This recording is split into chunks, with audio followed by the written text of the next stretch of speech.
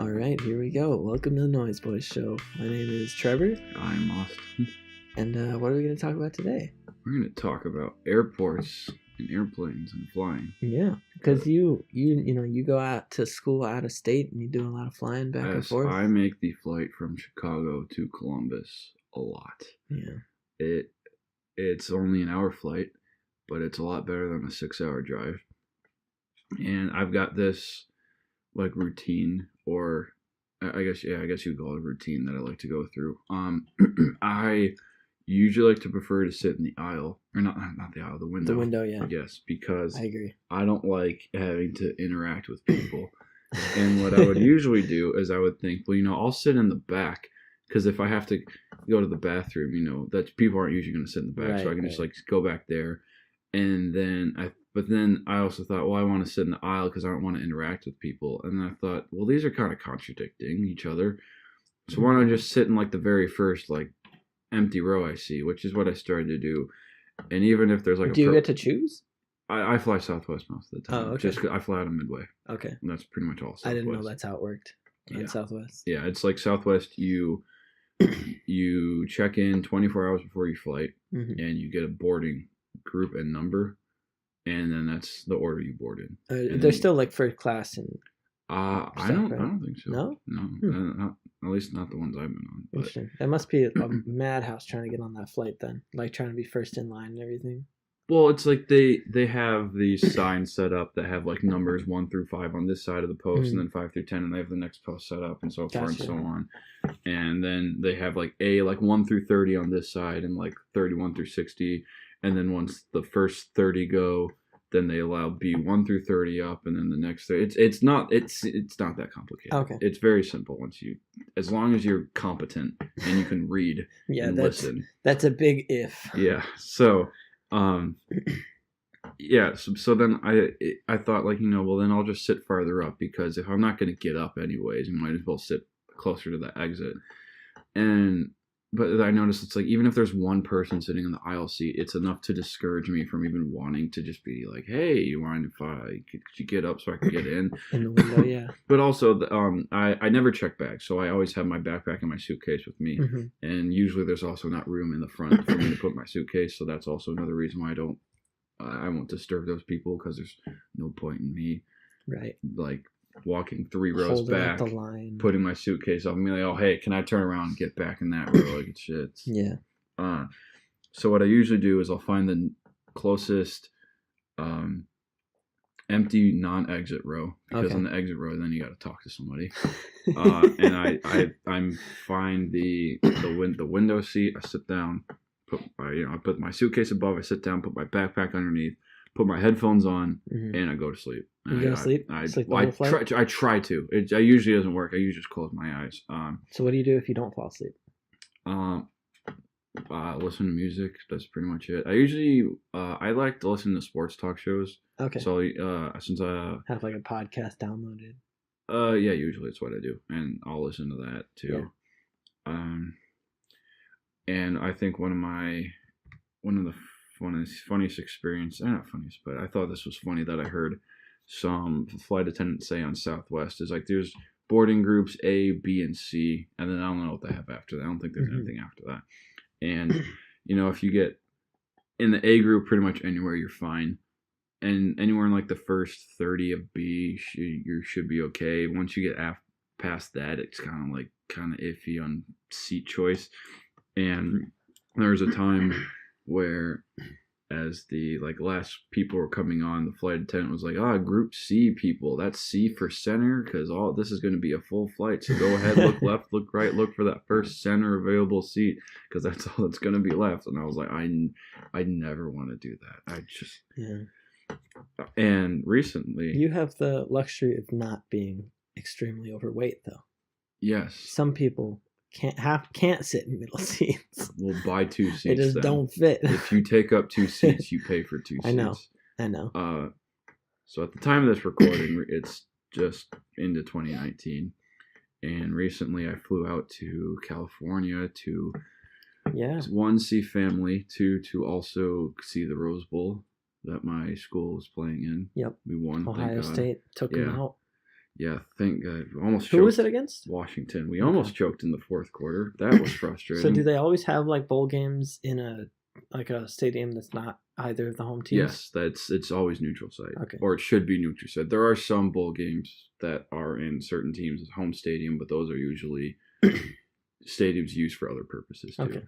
So anyways, as I was, I think it was like a 3-hour flight out to Phoenix, and then I had a 2.5-hour layover. And the Phoenix airport is massive. Like my mom showed me this layout of it. Like, have you been there before? No, I haven't. Okay, I've heard about it. So it's like got on basically the only part that matters is there's like this one straight strip, and then splitting out on the same side there's like 4 other corridors that have pretty much all the terminals that I cared about. The other side I don't know. That didn't matter to me. And I look at the map and I'm thinking, if I exit one of these and walk over, like if I exit one of these terminals, walk over, and then enter another one, I thought maybe it would take like 30 seconds for me to walk over. Right. With giant, like these long moving walkways, it took me like 2 minutes. It was just massive air. I didn't understand like the size of this thing. I was walking so much because I was trying to find a place to eat, and I look at it, and it's like, oh, there's a restaurant over there. I walk over there. I think it was Wendy's, and like that was closed. And I was like, okay, I guess I'll go find McDonald's. So I walk over to another terminal, realize I should have gone the other way, and then I probably took about an hour of walking just to find a place to eat. And by the time I did that, I was sweating up a storm because I still had my jacket on, and yeah, so that wasn't fun. Then I flew from Phoenix out to Long Beach, and it was like this tiny flight, or this tiny plane. Most planes you have where when you walk down the gate, it's like whatever the end of the gate kind of leans over all the way to the plane. I don't know if you've ever been on smaller planes, but they don't have that. It's just kind of like a walkway. They have like stairs, kind of, or like a walkway going. Yeah, they just like put a walkway down, and like you walk across. You kind of have to like go outside. Yeah, and it was one of those. And on this this flight, there's like this person behind me. Like I have my arm on the armrest, and I'm like, because I was reading a book before I flew because I had already listened to all the podcasts that I had, and I didn't feel like listening to music again. And like I feel something on my arm. I look back, and someone's got their foot on my armrest from the seat behind. I was like, what? Yeah, it was with like a sock. There was no shoe. It was just a sock. I was like, what? Who in there? Like, if you want to put your foot up on the back of my chair, that's fine. But on my armrest, like far enough to the point where if I can, like my elbow is touching your foot. That's when you push them off. Yeah, oh God, I don't know. Yeah. That's weird. Yeah, that's like a really common weird. courtesy thing. You think people would like know not to do that? Yeah, you would think. There's also the whole thing about like the armrest, where like the person in the window, they get the window, they get a wall to lean on. I usually won't take that armrest where unless if the other person just isn't using it, then I'll like put my elbow at the very back. The person in the aisle, they've got extra leg room on the side. Yeah. And the person in the middle gets 2 armrests. That's just how it is. It's like if they want to take up the whole armrest, fine. If they want to take up the front, then I'll use the back. If they want to use the back, I'll use the front. But I'm never going to be like, no, this is my room. Right. Yeah. Because I understand how much it sucks to sit in the middle. That's why I never want to do it. Yeah. So how big is the Phoenix airport compared to like O'Hare? Because O'Hare is massive. I think O'Hare is...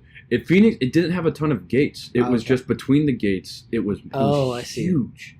Because and I think the way most airports that I've seen, it's almost like you have a central area and then the gates kind of extend at angles. Off. Yeah. Or if they're going to be multiple gates in the same area, they're angled from each other. So it's like the closer you are to the central area, the closer the gate is. But as you get farther away, the gates get farther away. But this wasn't like it. This was like they were all in the like columns.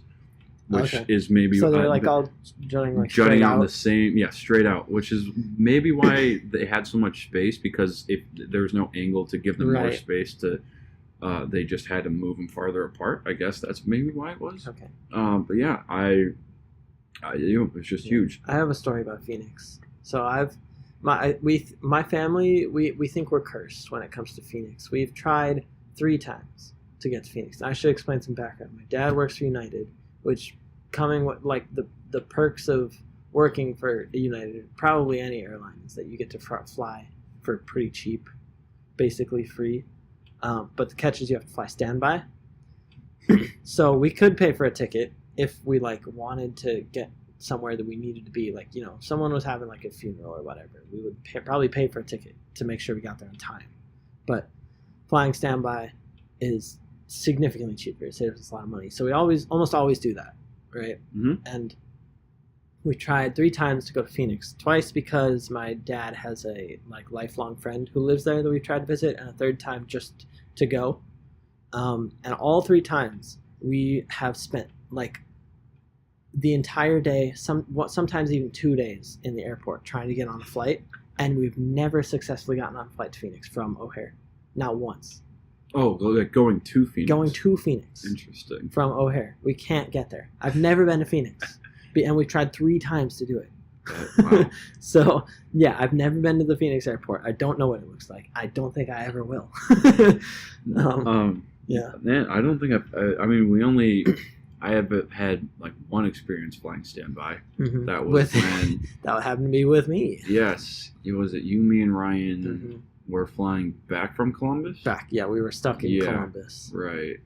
Because me and Ryan came to visit you last year when you were a freshman in college. Mm-hmm. Yeah. And it's fun, but then you guys came out, but then I came back with you guys, and because we didn't want to really split up. Like we could have. Maybe if there was a spot, we could have taken like one spot, had one of us go to O'Hare. There were 2 spots available on one flight, but and you told us to just go ahead, and we were like, no, we're not going to leave you, so we just all decided to stay at the airport for like 12 hours. Yeah, it was fun though. We played cards and ate candy and just got along. Yeah, it was fun. But that happens a lot when you try to fly with me on standby. I wanted to go back to my experience when I landed in Long Beach, like in California. I had never when I got off the plane, I was expecting like a walkway, like they normally have in the small flights, like a little walkway to get into like the gate. Well, we're getting ready to get off the plane, and I look out, and there's no walkway, there's no gate, there's just like a staircase that leads down. I was like, whoa, like I've never seen been like this before. I was like, I feel like I'm getting off like a private jet, even though I was crammed in the back. But yeah, it was just kind of cool. I've never had an experience where I've walked like off of a plane and I walked down like onto the runway. And I don't know. I've never done that before. It was kind of an interesting experience that I don't know if apparently the Long Beach airport is also very small. Okay. Because there's like the big airports in San Francisco. Well, I mean, one thing I find fascinating about California compared to like Illinois, it's like Illinois, we have Chicago, and that's it. Yeah. They've got there were like 4 different airports I could have flown into over there. There was like I flew out of LAX, come back here. There was Long Beach. That's true. LAX is huge too. There's like Ontario. I forgot the last one, but there's so many cities there too. Like even just in Southern California. Yeah. There's so many like when I was looking to fly there were 4 different airports that I could choose from. Mm-hmm. Like when I fly here, it's like I've got O'Hare Midway and O'Hare, but usually it's just Midway. Right. Because if I'm flying Southwest, it's pretty much just going to be Midway. Mm-hmm. So yeah, it was a different experience. And one thing I will say, as much as I like flying, I hate the feeling of my ears being popped. I still, right now, what is it, almost 24 hours after I last landed, my left ear still kind of hurts. My ears haven't popped for 3 years. What? I'm not kidding. One day I got off a plane, and my ears, like, they were still clogged. Like I can open my mouth and I can feel them pop. But they don't ever actually. Yeah, that doesn't sound. I'm sure. That doesn't. I've sound gone good. to a doctor about this, ear, nose, and throat doctor, and he told me that I was crazy. And he said like maybe it was something to do with my jaw. I think he's just an idiot. But yeah, it's been like 3 years. My ears have never popped. Interesting. I have both of them. One is worse than the other. It doesn't. I think at the start, my hearing was muffled. Either that went away and it got better or I just got used to it. I'm not sure. So, What? um, a quick story. When I was, where was I? I think I was flying out of Chicago. This was on my flight to Phoenix.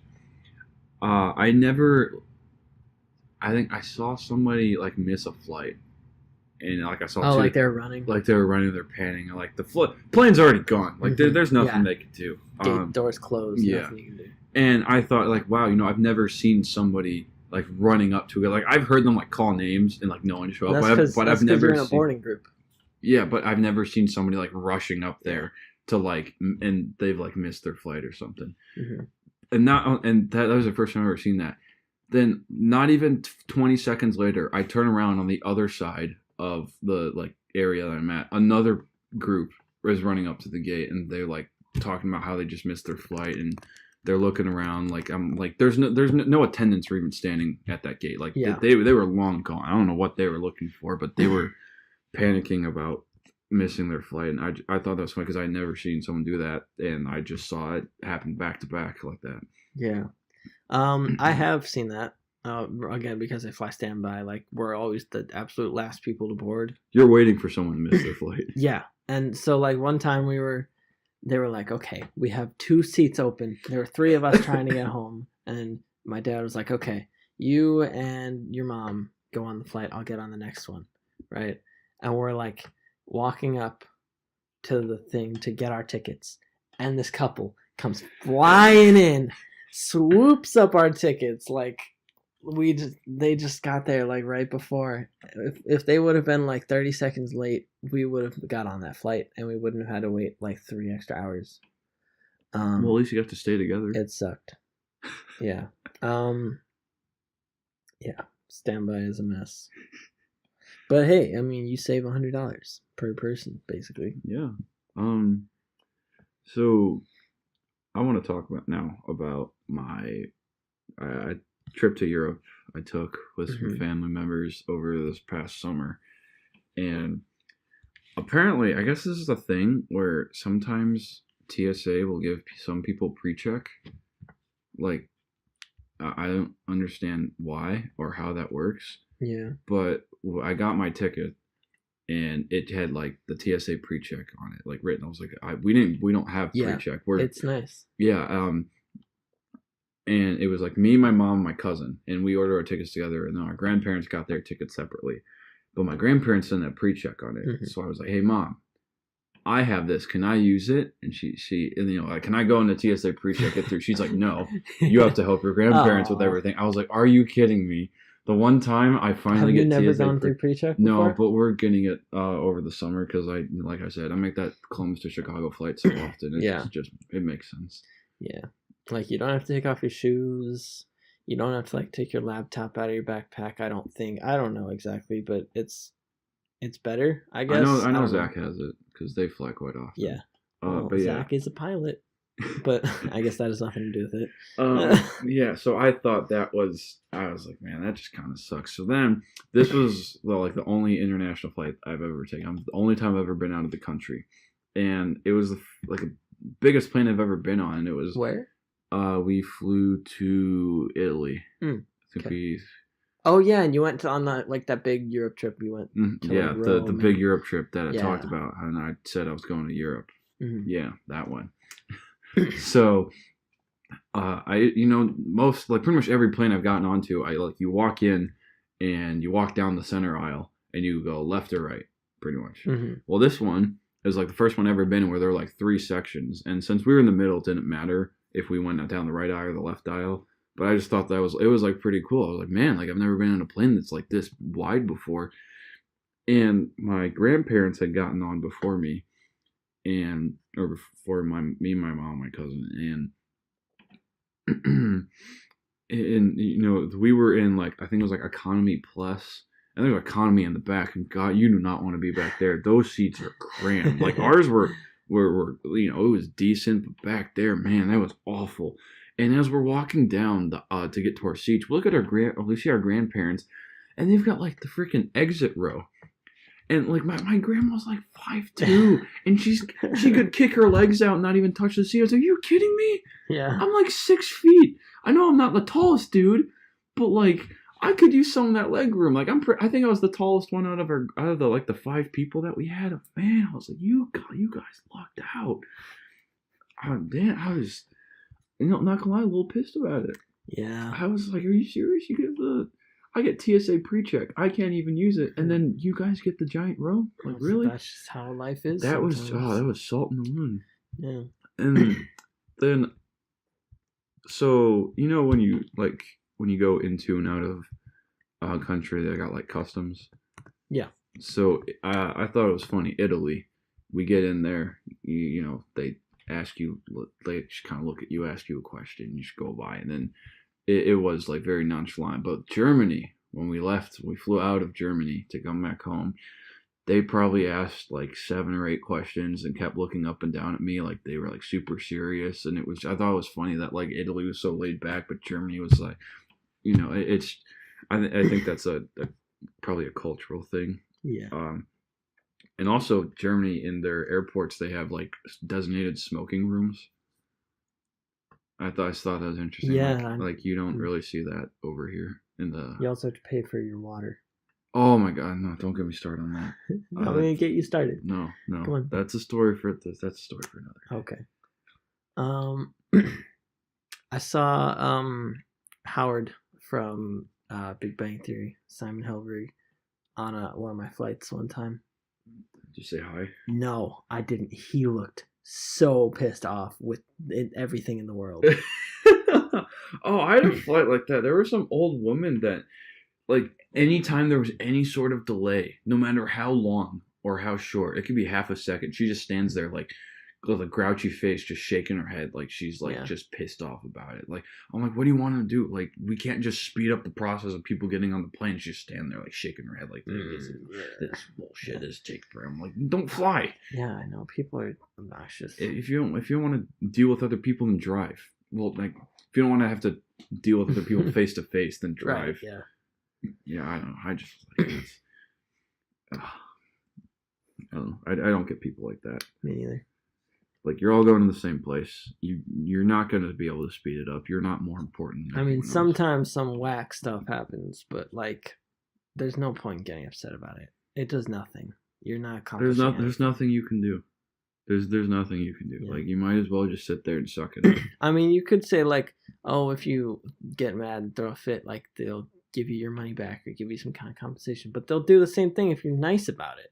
Like, just don't be a dick.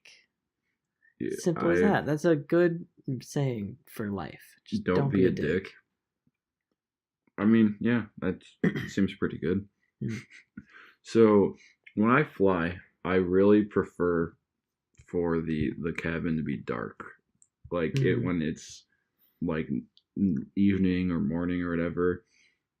And I swear, like, every flight I get on, I get the one fucking person that's like trying to read or something, and they turn the light on, and it's like, it's just one tiny light, but it ruins everything. Really? Like, I just want to sit there with my eyes closed and have it be dark, and I've got this light shining on me. Oh, yeah. Like, not on me, but next to me, and I'm like, why? Just turn it off. Yeah. I was thinking like where it's still daytime out, everyone has their window closed except for one person. See, I've never like had that, because normally when it's like daytime, like, I guess if it's like kind of early morning, most people are gonna close their windows. That's what it is. Yeah, I don't know. I leave mine open until we get high enough to where I can't see anything. Because since I always sit in the window, that's another plus. I always control the window, so no one has any say over that. And they're not gonna tell me anything because I have my headphones on. So right. Like, don't speak to me. You tap me on the shoulder, I'm gonna give you a weird look. Not really, but. And because whenever take off, I like looking out and seeing all the houses down below and whatever else is down there. Especially at night. Oh, it looks so cool. That's surprising to me. My favorite part of being in a window seat is when you're at like flying altitude, cruising altitude, Like if it's like looking a at the cloudy clouds. day, Yeah, that's and nice there's like too. some really big puffy clouds, it just looks like a field of like. I just mashed always thought it was potatoes. cool to like look at all the cars and whatnot when it's like down below, because you know the clouds, you're always super far away from them. Like it's cool to see them up close, but sometimes you're not even going to be close enough to them to where Yeah. it's like you're above them, yes, but there you might still be just. Yeah. I mean, not just as far away, but far enough to the point where you're not really gonna. Yeah, it's see also much like, differently. But like cars, like you're used to standing next to them and seeing them up close and seeing all the buildings in relative size to how you are. But then you get up there and everything just looks like toys. It's so yeah, tiny. you're right. Yeah, you can like kind of see it shrinking as you're flying away. Yeah, and on my most recent flight from LAX back to Chicago, like one thing I always like to do is take pictures whenever we especially at nighttime when you see all the lights at night, and because I think it looks cool. But on this flight, and this was at 7 p.m. and I thought, like the first thing they're gonna do once they start moving is turn all the lights off. Well, for like the first hour, it's like they didn't turn the lights off, and it didn't make sense because normally, if the sun's not out, you're right. The lights in the cabin go off. It's like they weren't off, but they were dim. But it wasn't like dim enough to the point where you would consider it to be like a dark or like I don't know. It was, but they were still bright enough to the point where it was like if you wanted to read, you didn't really need to turn the light on above you. And I wanted to take this really cool shot of like LA outside, but I couldn't because my reflection was in the picture, and I was so disappointed. I was like, why don't you just turn the freaking lights off? Yeah. Did you try putting your camera like literally against the glass? Mm-hmm. It didn't work. It wasn't working because it couldn't see outside very well. Oh yeah. Okay. It was disappointing. That is pretty disappointing. Well, I mean, was it like when you were taking off or landing? No, it was taking off. Okay. I was leaving LAX to come back to. Do they normally turn the lights off like right away? I feel like they don't turn the lights off when they're taking off. On the inside, they usually because they don't need to. The people, like they're not moving about the cabin. Yeah. Once, like usually, from I think what I've seen, like they give you this the safety like message, whatever. I never pay attention. And then they sit down, and then if they're gonna turn the lights off, they turn it off, and then they go fly, and then they back up, they take off, and then if they're going to serve anything, then they'll usually walk by. But it happens with the lights off. Like there's usually they have like the very dim lights on, up top, so you can still see well enough, but. Like, if you want to close your eyes, you can still feel like you're in a dark room. Yeah. But that didn't happen for a while, and I was just disappointed. I just really wanted that picture. I take pictures every time if it looks cool outside the window, I'm always going to take pictures. Yeah, gotta put even when I'm up in the sky. Snapchat filter on it, saying that you're like in LA. No, I mean, like that. Yeah. Well, I have a lot of my backgrounds I use on my phone are usually pictures like that. Recently that I've taken because I don't know, I think they look cool. Isn't the flight from Columbus to Chicago like it moves over a time zone, right? Yes. So how long is your flight like time wise? Like, and it's about an hour. But like when with the change in time, it's like when I fly from Columbus to or from Chicago to Columbus, I think it's like 2 hours, I believe. Mm-hmm. But when I fly from Columbus to Chicago, it's like takes like 0 minutes. Yeah. Or it's like I take off and I land. It's like I take off at 9:05 and I land at 9:10. Something like that. It's like my flight takes 5 minutes. Bailey and I make jokes about that all the time. Yeah. Or I'll be like, "Oh yeah, dude, my flight's only like 5 minutes." He's like, "Wow, that's crazy. Technology's crazy these days." But only when I'm going from west to east. Yeah. East to west, it takes 2 hours. No, other way. When I'm flying you're right. When I'm flying I'm thinking of Iowa. What? I was thinking of Iowa. Why were you thinking? Because Tom. Oh, he doesn't fly, does he? I know. Iowa and Ohio are like the same state, but like backwards with the way they sound. What? The way they sound. Iowa and disrespect. Ohio. Wow. What? Don't talk to me anymore. Well, we're filming a podcast here. What do you mean? All right, you can take it for half an hour. I'm just gonna go get a snack. Okay. See you later. Are you actually getting up? Yep. Bye. All right. Okay, you're just standing off to the side. Don't tell them my secrets. They can't see me. You have to describe the visuals in an audio podcast. Everyone knows that's the number one rule. Yeah. To engaging your audience. So tell me what you're looking at right now. No, I mean on your screen. Don't just look at me all creepy. My notes. I have a checklist. I'm trying to. I gotta read this. I don't remember what this last one says. You typed it. It's not like it's your handwriting. I just don't remember what it said, so I had to read it. Relax. Okay. Gosh. Oh my god. What was this? On my flight from Phoenix to Long Beach, it was a very short flight. It was like 40 minutes. Yeah. And like I said, it was that really small plane. And this guy, when I checked it, if you can check your boarding pass and it'll tell you what services are being provided on the flight. And this one, it had like, I think it was like assorted nuts. No, it wasn't even that. They only gave out drinks, but that wasn't even listed on there. Yeah. But the guy decided, I guess apparently it's taking long enough, so we can provide drinks. And as he's getting towards the end, we start getting into some like major turbulence. So he's like rushing to try and get drinks to everybody in like the last 3 rows. And I just thought it was funny because like it was shaking to the point it was like you should not be standing up on a plane with this much turbulence. But he was dedicated to getting everybody their drink. I got my water. It was fine. Everything was great. There's got to be like a law saying that you have to serve drinks on a plane, right? I don't think something so. like that.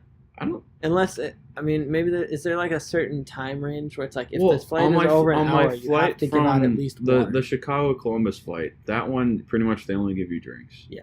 And sometimes if it's like early morning, they'll give you like the biscuits or whatever. Mm-hmm. Love those things. No. I disagree. Dude, fly with me. Do you mean like what do you mean like the stroopwafel things or like actual biscuits? Like the cracker type stuff. Okay. I'm talking. Is it like the little they look like waffles but they're gross? Well, okay, but if I don't think they're gross and you're describing them as gross, I don't know how I'm supposed to comprehend what you're saying. I'm just saying that you're wrong. If we're talking about the same thing. At least.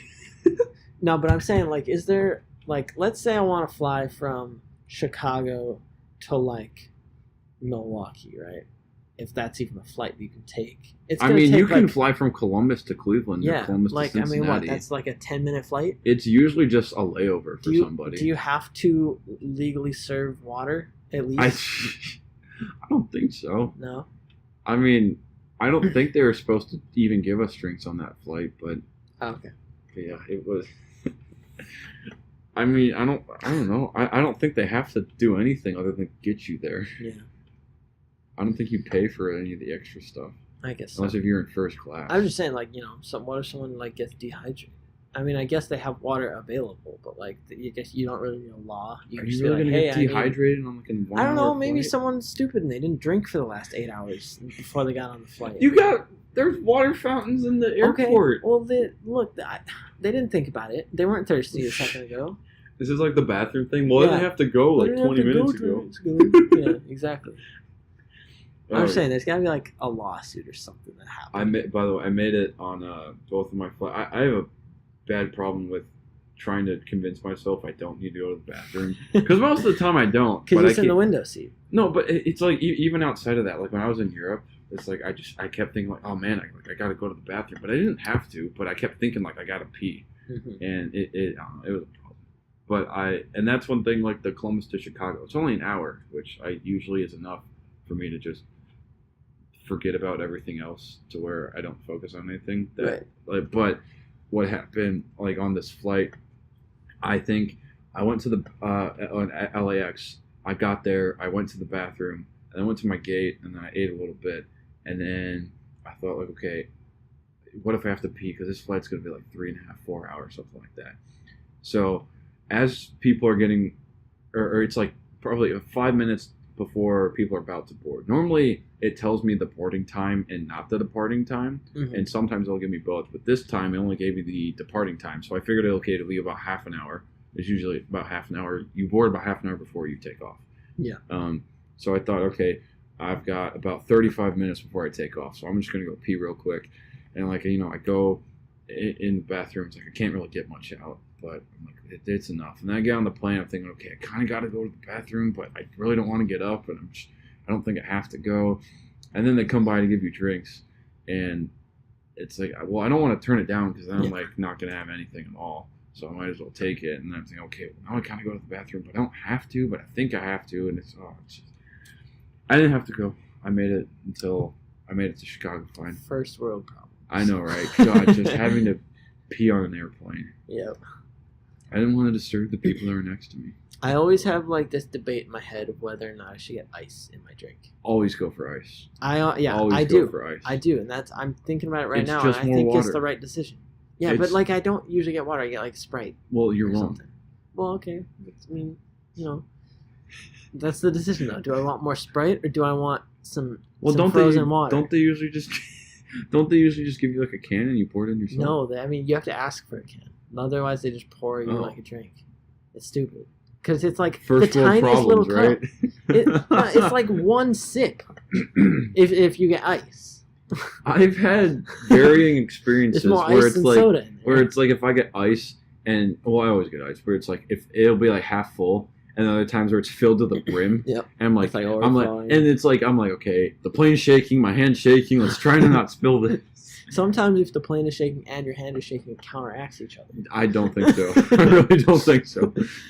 People with Parkinson's have really good success on planes with a lot of turbulence. What am I saying? Please stop talking. Oh man. So yeah, usually, I think I just fly whatever's cheapest because I pretty much if you're flying economy, no matter where you fly, it's pretty much going to be the same experience. I don't think that changes. There could be some kind of crying baby. There's going to be some kind of old person falling asleep, like in the aisle. There's going to be someone's always going to be complaining. There's always going to be that one. There's going to be this one businessman that's like with a briefcase and a laptop. Yeah, that's like going to be if he's hardcore working on he's sitting spreadsheets. if he's flying like American or United or whatever, he's going to sit in like that first class section where it's like there's just 2 seats in a row instead of 3. Yeah. Or if he's flying Southwest, he's just going to be like, oh, look at me, I'm a pre-boarder. And there's going to be the couple who's like in their mid-30s, but they're making out on a public airplane. Or they're going to have seats apart from each other, and one is going to be like, hey, do you mind if I sit next to my my like husband or wife? And then like the wife is sitting in economy plus, and the husband's in economy, and like he tries to sit next to the wife in economy plus. And you're like, why would I want to downgrade? If you want to sit next to your wife, she can downgrade. I'm not downgrading for you, okay? This is not how this works. And then there's a whole commotion. Oh my god, I hate flying. Every flight is the same thing.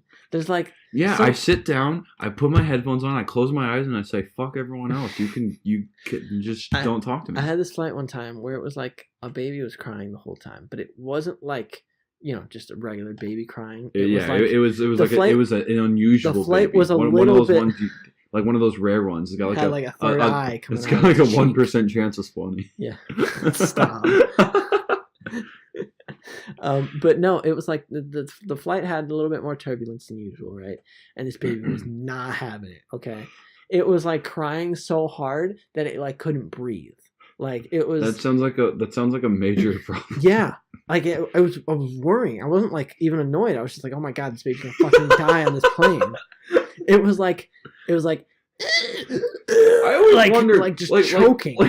What's the incentive to bring your baby on a plane? Like they're gonna cry. You're not gonna like it. No one else around you is gonna like it. Just drive. You don't want to pay some poor high schooler $12 an hour to watch your child. Well, I mean, like just drive. Just take the fucking baby with you. Yeah. Like.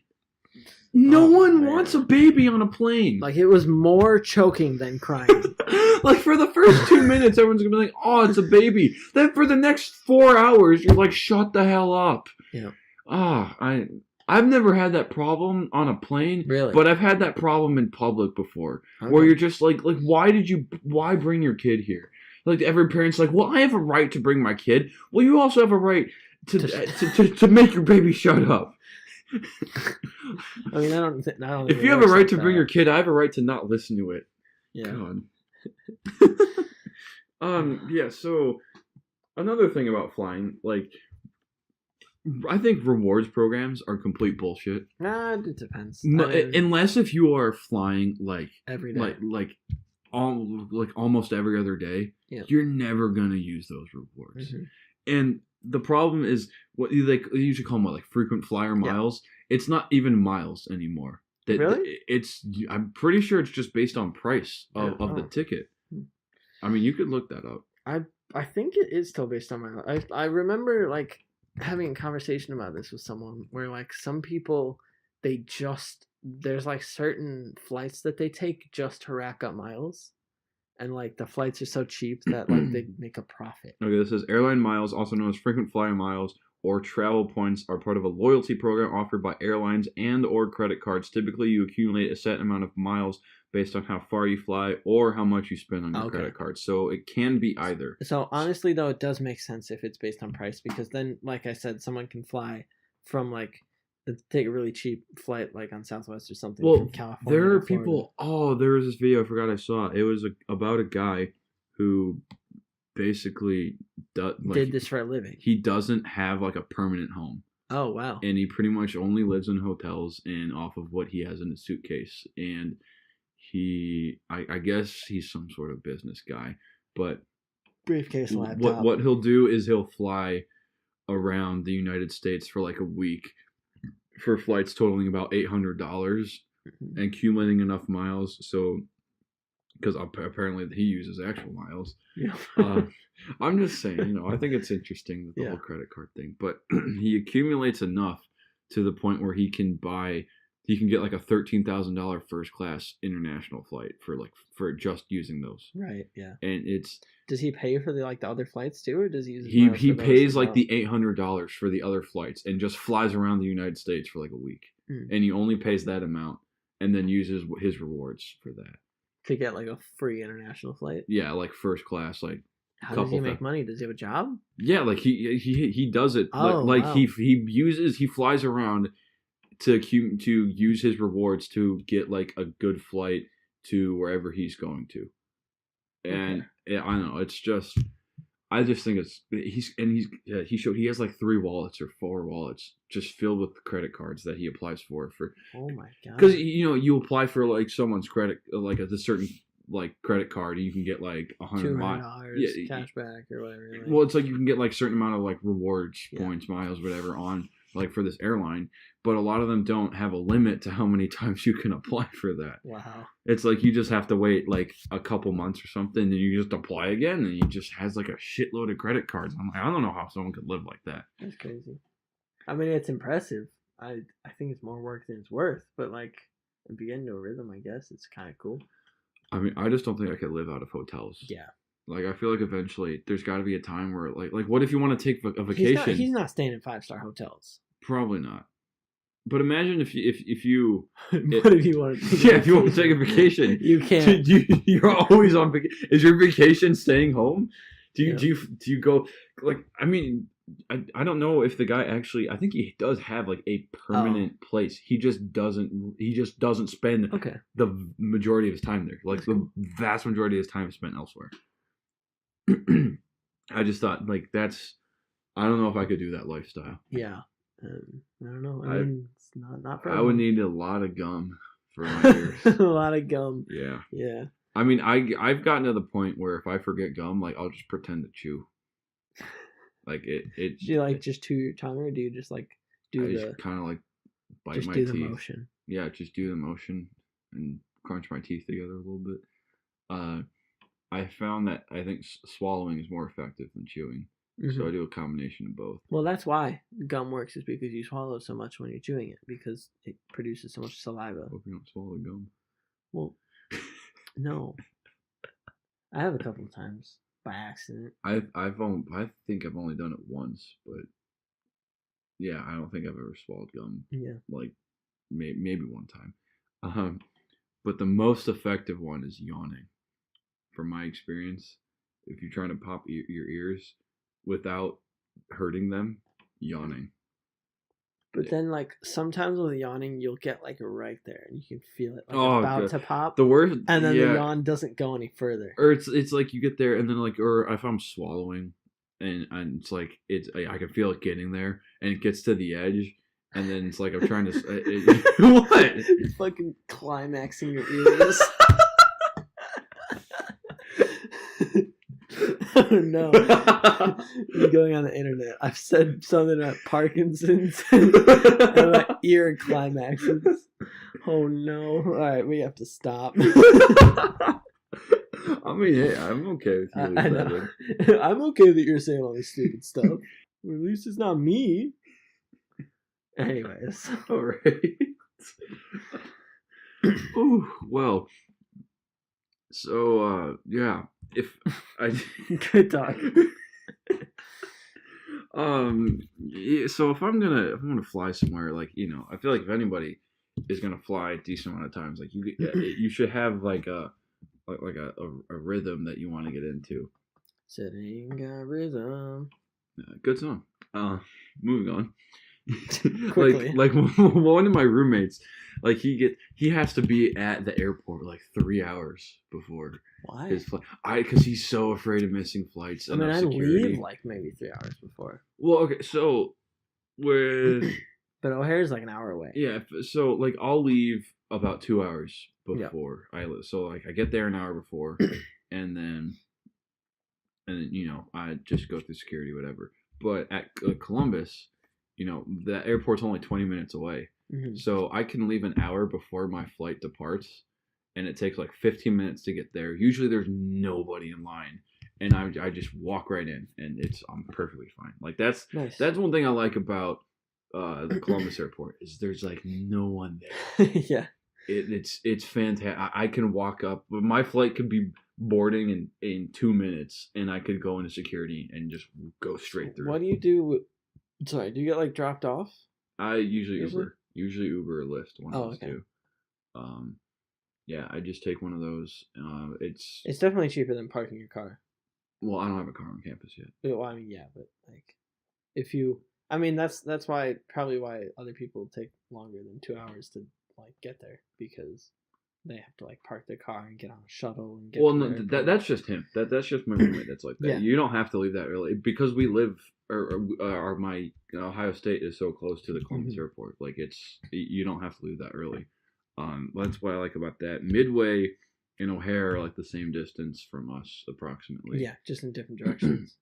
But Midway, I swear Midway is like every time I go there early in the morning, it's just chaotic. There's just so many people there. I think I've been to Midway twice. But what's nice is when it's like that, they usually, it's like everyone gets like pre-check. Like they don't make you take your like laptops or computers out. You don't have to take your shoes off. But it's only like that when it's crazy in the mornings like that. O'Hare, I've only flown out of O'Hare, I think, twice. Yeah. Much bigger, and I think I think it's a much cooler airport just because it is. It's nice. I got the big dinosaur. The what? The big dinosaur, like the scale, the all the fossils. I don't know if it's actually real or not. I don't think it is. Otherwise, it would probably be in a museum. I've only been there. I've been there a few times. And then they've got that like tunnel where you can go from like underneath. Yeah. Yeah, that's cool. That's trippy. That's really cool. Yeah, I think like O'Hare's just got this like just huge, like just a giant ass line to get in like security, if I remember. Yeah. Yeah. Oh my god, I just thank God I don't check bags because there's a whole nother line for that. And I remember like when we were kids and we'd be flying to like Florida or something. It's like we'd bring like a giant suitcase or whatever and put all our stuff in it, and like you check the bag. And you know you have to sit through this line. I thought, man, this sucks. Then I grow up and I'm like, oh, I just need a backpack and a tiny suitcase, and I'm not going anywhere for like more than a week. Like I don't need that much with me. Like I'm bring like a laptop, my headphones, phone, like charging stuff. I know clothes. I could probably get by with just a backpack, honestly. Like if it was more than a week, no. But like, well, okay, I think I will. like my small suitcase that I have, I usually don't fill up. Yeah. But my backpack, I just prefer to not stuff in my backpack. Yeah. That's how I am. That's fair. But yeah, flying's, it's all right. It can be hell, but it can also be relaxing. That's true. Until your ears make you want to kill yourself. I've had some of the best and some of the worst sleep of my life on airplanes. It's weird. I don't know if I've ever had a good sleep on an airplane. I don't think you can sleep well.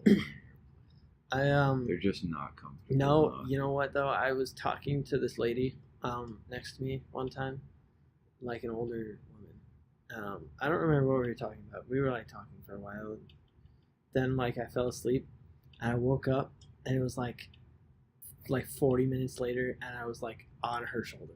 Oh god. And I felt super bad. Oh, and I apologized no. like 3 times. She's like, oh no, that's fine. No, she was like super chill with it. She didn't care at all. Yeah, she's like, oh, it's whatever. And you sweet boy. I slept great. You just go back to sleep on her shoulder. No, I did not let myself fall back asleep. The flight wasn't even half over. I was like, I'm staying up the rest of this flight. That's not happening again. Oh, the worst is when, like, I'm trying to not fall asleep, and like you close your eyes and you lean forward, and it's like your head like shoots down, and then you go back up. Yeah. And there is a time where I was on a flight, and I was trying to listen to music, and I wanted to listen to music, but I was tired, and like I leaned down, and it was probably for 20 straight minutes of that just. Yep. And then like I close my eyes and lean down, and like my head just like snaps down, like flick back up, like what? And you know I'm what like, that I'm not falling asleep. You're falling asleep. That just slows it down. You feel like, oh, I must have been trying to sleep for like an hour, and you look at your phone. Yeah, It's been 10 it minutes. feels like it's been forever. Yeah. It's awful. It's just the opposite of what you're trying to do. Oh yeah. So that's flights. Yeah, Airports, and it doesn't airplanes. help that the chairs recline like 2 inches back. So they basically just sit straight up. Yeah, whatever. It's, I don't know if anything can drastically change. The best is when they have like the headrests where you can like kind of fold up the sides. I've never seen that before. like there's like sometimes there's like a little padding at the top of the headers and you can like fold like so it comes around and you can like kind of lean on it a little bit. But Yeah, I always try to that. fold it as much as possible so like my head gets stuck in it. Like I'm just locked into the chair and I'm just sitting like sleeping straight up. You sound like trying to like be tortured in that. Yeah. You whoa. What? Alright, we need to end this before you say something that's really stupid. Let's just calm down for a bit. Wow. Okay, well that's flying. Airports. Airports. Airplanes. All the lovely people.